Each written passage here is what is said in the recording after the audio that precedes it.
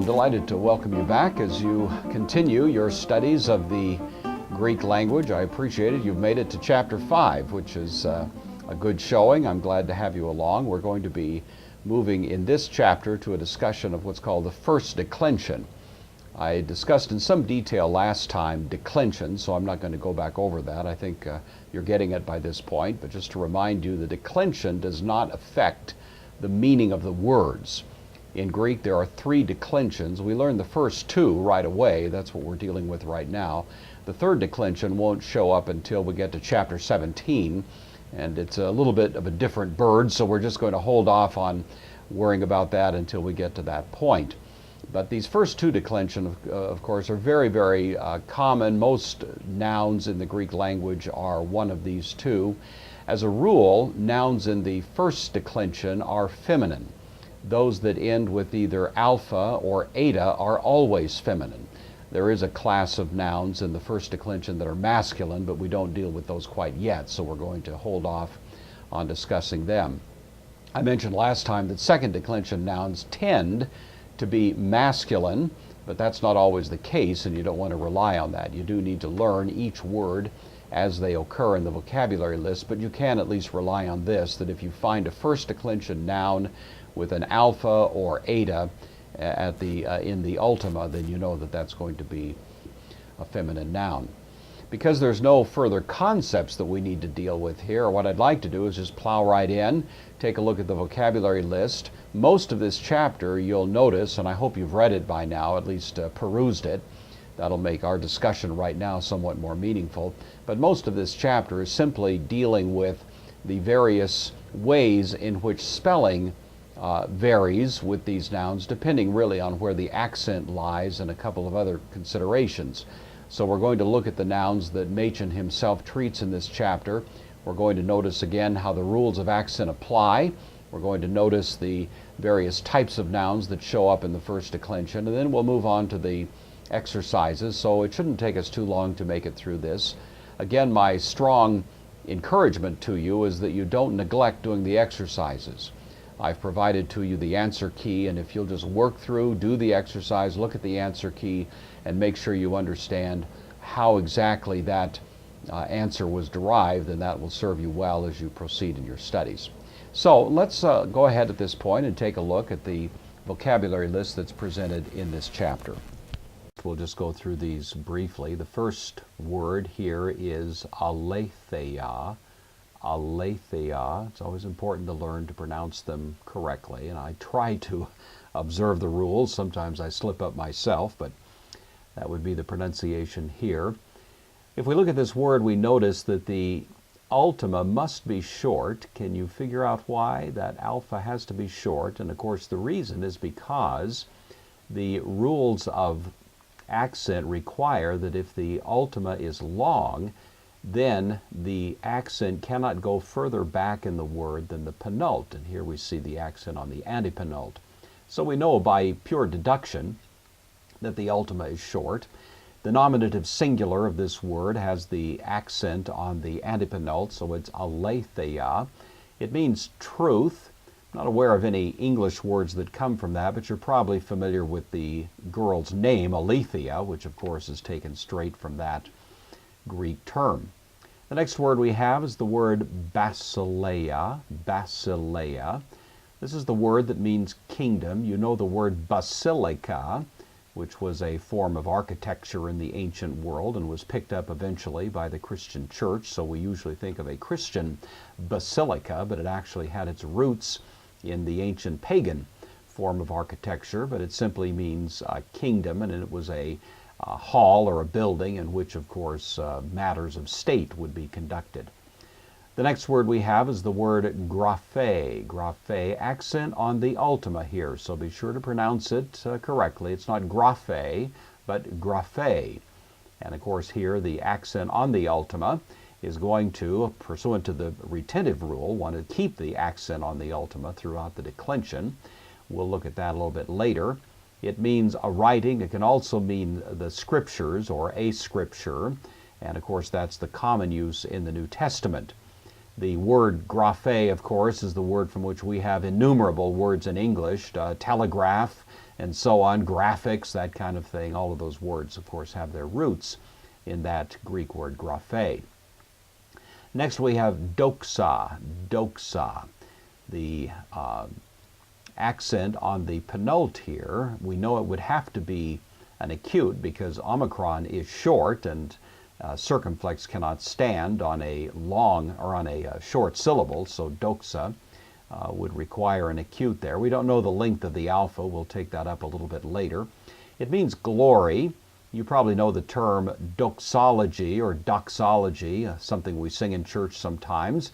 Praise God from whom all blessings flow, that particular tune, literally means a study of glory. And so doxa, glory, is the word from which we get that term. Eirene, accent on the penult, means peace. You may know the English word Irenic, I-R-E-N. Irenic means peace or peaceful. So if you are reading literature and you hear of an Irenic scene, you're hearing of a peaceful scene, comes from that word Irene. There was also a church father who lived in the late 2nd century whose name was Irenaeus. Wrote some important works, most notably a work entitled Against Heresies, which was a critique of contemporary Gnosticism of his day. And his name, of course, comes from this same Greek word, Irene, Irenaeus. Next we have the word ecclesia, ecclesia, accent on the penult. It's actually a combination of a couple of words. You see that we have ek here. We haven't had prepositions yet, but ek is a preposition that means out of. Klesia comes from the Greek word kaleo, which means to call, and hence the word ecclesia literally means those who are called out. Those who are called out. It was used originally in Greek secular culture to stand for something like a town meeting, going back to Athenian democracy when the people would be called out for some kind of public meeting to conduct public affairs. Then that was the word that was used. It is interesting that in the New Testament we find that the word that's used to describe the church is in fact this word that actually had to do with a public meeting. And some commentators have seen in that a subtle idea that possibly the expectation was the church actually would be a kind of public gathering, not a secret society, not a mystery religion, but some sort of gathering that indeed was intended to be publicly attended. Next we have the word intole, accent on the ultima, distinguished of course from the word we had last time, nomos, which means a law. Law usually is more of a collection of commandments, whereas intole would be an individual commandment. It's feminine. In fact, all of these words so far have been feminine. I should have mentioned really right up here the he that we see at the beginning and all the way through is the feminine article, and it's a way of indicating that these words are all feminine. Most nouns of the first declension, as we said earlier, are feminine. And so this is not a surprise, but nevertheless we're told definitively that that's the case by the presence of that article he. Next we have zoe, zoe, which is the word for life. It's the word from which we get the word zoo, but in the New Testament usually it's the word that implies life in the sense of spiritual life. When Jesus, for example, says, I came that they might have life, this is the word that he uses. There is another word that's used, bios, which means life in the biological sense, from which we get the word biology, and that would have more to do with just physical life, whereas zoe tends to emphasize more the notion of spiritual life. Here we have hemera, hemera. This word means day. It is the word from which we get the word ephemeral, literally meaning lasting for a day, hemera. Rough breather at the beginning, accent on the penult. Next we have cardia. Cardia, of course our word cardiac comes from this. It means heart and should be pretty easy to remember. Feminine noun, accent on the penult.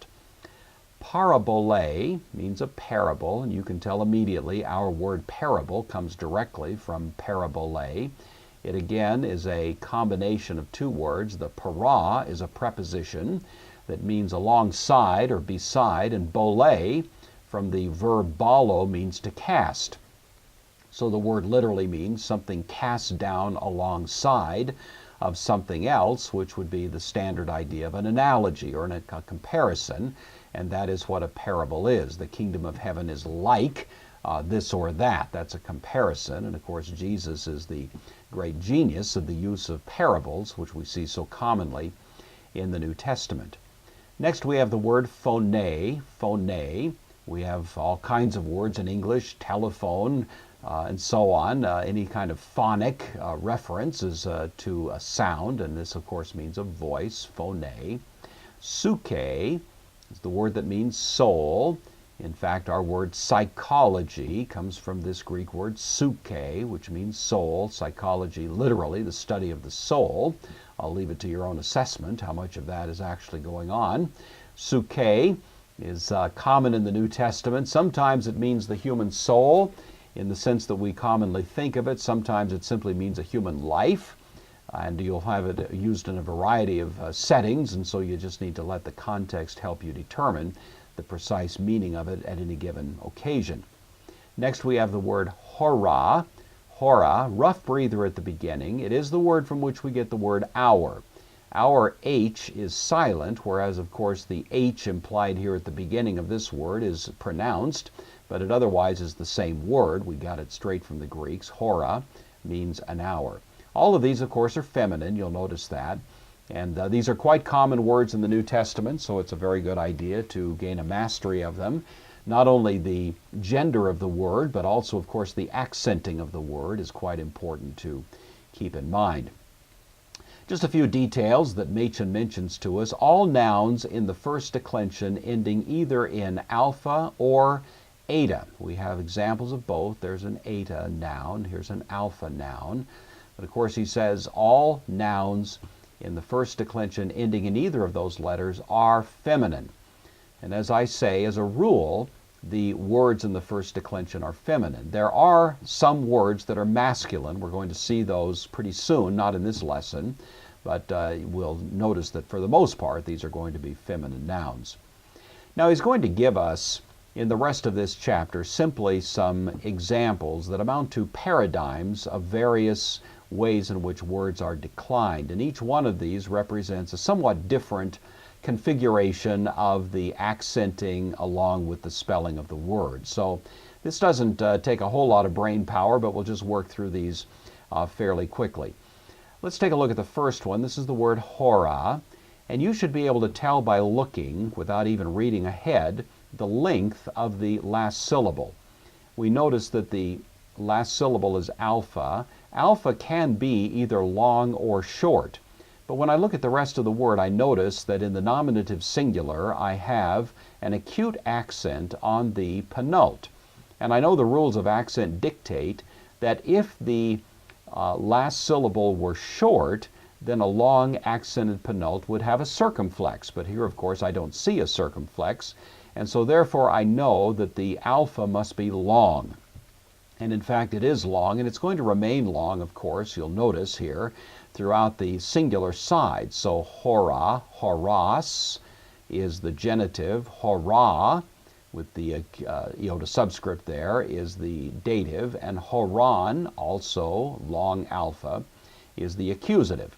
So long alpha throughout. We've already talked about the meaning of these cases, so this is just a matter of noticing the way the declension works. When we come over here, of course, we see a final alpha iota.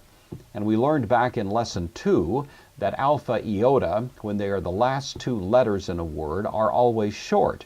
And so, no surprise, we see that now the penult has a circumflex, because if there's a short ultima, a long accented penult must have the circumflex.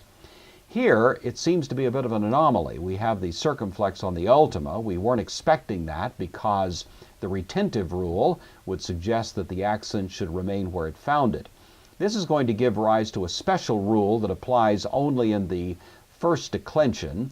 It's covered in paragraph 51, and so I'll save further remark about it until then. But just notice that the apparent anomaly here is actually accounted for by that description that comes in paragraph 51. Here we have horais. Horais, it's not short here because, of course, there's a sigma that follows the alpha iota, so without any surprises, we have an acute once again, and same thing here. So notice that throughout, except for this one occasion, the ultima is going to be long, and that dictates how the accenting will take place throughout. He notes as much here in paragraph 49. The stem of hora is hora, and the first declension, sometimes called the alpha declension, just because the ending tends to always be finished up in an alpha or possibly an eta, which are related letters. Since, however, the final vowel of the stem enters into various combinations with the endings, it's more convenient to think of it as simply this word hor, which we find right there, hora, horas, etc. And then the endings are added to it.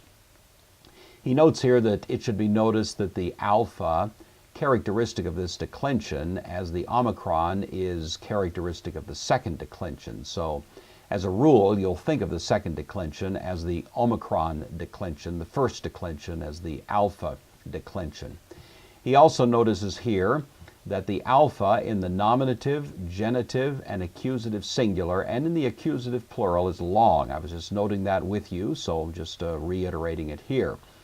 Now, as advertised, we come to paragraph 51. Quite important, the genitive plural shows an exception to the rule of noun accent. Of course, the retentive rule would ordinarily keep the accent where we found it, but we found the accent in the genitive plural was on the ultima, and that's what gives rise to this special rule. He continues, the rule of noun accent would require the accent remain on the same syllable as in the nominative singular, but nouns in the first declension have a circumflex on the ultima in the genitive plural, no matter where the accent was in the nominative singular. This only applies to the first declension. Now, you may recall from our discussion in paragraph 40 of the last chapter, when the ultima is accented in the nominative singular, then it becomes a circumflex in the genitive and dative of both the singular and plural. This is a related rule, but not quite the same rule. This only applies to the first declension, whereas paragraph 40 applies to both. And in this, it's saying that regardless of where the accent is in the nominative singular, it'll always be a circumflex in the genitive plural. So just something to keep in mind, just a little rule to add to the exceptions that we'll come across along the way, but not too difficult to remember. Now he moves to basileia. He says that basileia is declined exactly like hora, and so we don't need to go through it individually, but the alpha, again, is long in the very same way that we found it in hora, and so we'll just note that in passing. Here, however, we have a somewhat different arrangement. This is the word aletheia. And what I want you to notice here is that we have this alpha, but notice that the accent is on the antepenult, and as I was indicating to you earlier, that means this alpha must be short.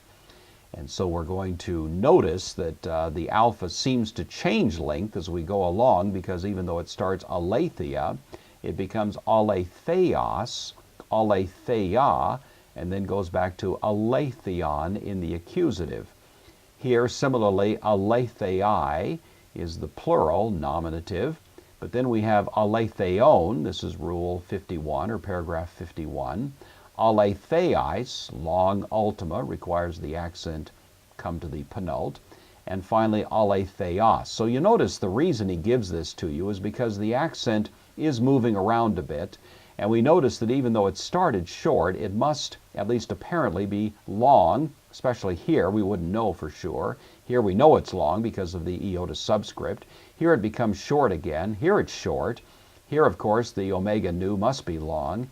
Here it's long. And here we wouldn't know, but we are surmising that it must be long because of the location of the accent. He explains all of this when we reach paragraph, the rest of it. The noun has a short alpha in the ultima, in the nominative and singular, and he says, when in the first declension the alpha is short in the nominative singular, it's also short in the accusative singular, as we saw here. In the accusative plural, the alpha is long in all first declension nouns. The accent follows the rule of noun accent in the genitive plural, as we've already noted. Two more examples follow as we come over to page 31. This is the word doxa. And again, we're going to notice a little bit of an anomaly here. This is why he's giving it to us separately. We start with an alpha in the ultima, but notice it becomes an eta in the genitive and dative. We don't find any etas over here, but right there, those two kind of represent a bit of a surprise. And that also affects, of course, the length of the ending. But in this case, we're not concerned about it because we're starting with an acute on an omicron. And in fact, an omicron being a short syllable always will have the acute. It could never have the circumflex. So no surprise, we find that the acute remains throughout the singular side and the plural side, except, of course, where the provision of paragraph 51 indicates that there should be a circumflex on the genitive plural. He notes here that alpha in the nominative singular of first declension nouns is changed to eta except after epsilon, iota, or rho. We've already seen some words that meet those descriptions. Hora, for example, would be one application of that rule, and so on. But otherwise, you're going to find in the first declension the alpha becomes an eta. Only if the iota, epsilon, iota, or rho immediately precede the alpha will you find that it remains an alpha throughout. So again, a little anomaly there that you'll just want to keep an eye on throughout. We find finally the last example he gives is the word graphe. Here, of course, the accent lands on the ultima. We already looked at Rule 40 or paragraph 40 last time, which indicates that in the genitive and dative of both numbers, we're going to have a circumflex on the ultima if the ultima was accented in the nominative singular, which it is here. We have, of course, the eta, which is the ending in this case rather than an alpha ending. It remains an eta throughout the singular side. Over here it becomes on the plural side an alpha configuration. But otherwise, the accent remains there. And so he's just providing these to you to give you an idea of how the rules of accent are affected by various forms of words in the first declension. He says when a first declension noun ends in eta, in the nominative singular, the eta is retained throughout the singular, and that's what we were just noting here.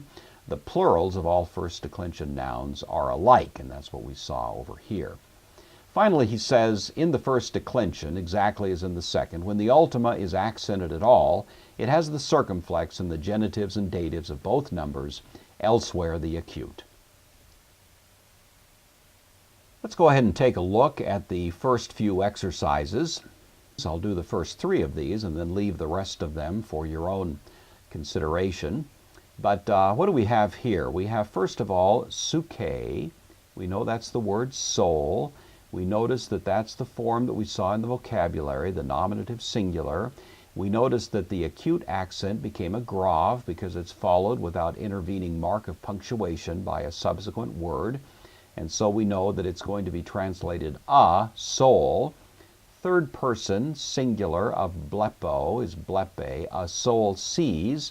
Here, of course, we're going to have the accusative singular of zoe, so it's zoein, and that means life. It's the direct object of sees, and so the translation is a soul sees life. Come to number 2, we have basileia. This is the nominative singular. It's the vocabulary form, a kingdom. Third person singular, gnoske, knows. Aletheon, once again we have the accusative there.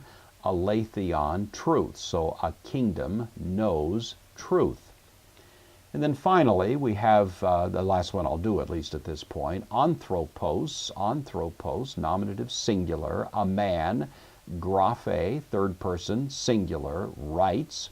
Intolos here is the word for commandment, but I notice that this is the accusative plural, and so it's going to be commandments. You might also notice, of course, that the genitive singular and the accusative plural are identical. They both have alpha, sigma in the ending, and the only way to know for sure which one is being used is to simply let the context determine it, and normally that's not a problem. So here the rendering is a man writes commandments and kai nomus, again there's no question here, that's the accusative plural, writes commandments and laws. All right, so let's take a look at this first exercise. This is on Roman numeral 2. It's on page 32. A kingdom takes glory. So a kingdom is the subject of the sentence, as you know. So I'm simply going to use the nominative singular form of this word that I find in the vocabulary list, basileia. Basileia, a kingdom, takes or receives the word from our first vocabulary list, lambano. This is the third person singular, so a kingdom, lambane, takes, doxen, glory.